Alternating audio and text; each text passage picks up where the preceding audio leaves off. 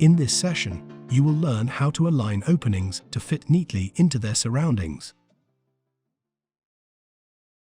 Occasionally, the alignment of an opening may not be as desired, such as when an opening doesn't align neatly with a wall and floor edge. In these cases, you can use the Align feature to quickly and easily adjust the opening with just one click.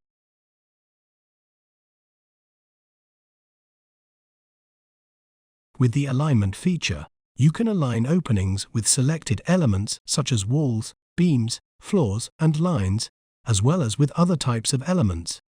This feature is compatible with linked elements and can be used in both 2D and 3D views.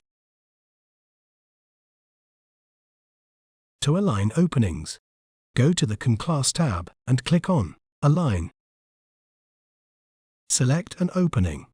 Select a reference, such as a floor surface, to which you want to align the opening.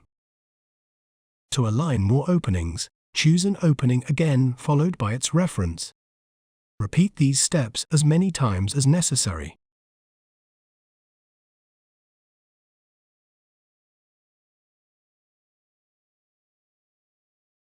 To exit the Align tool, press Escape.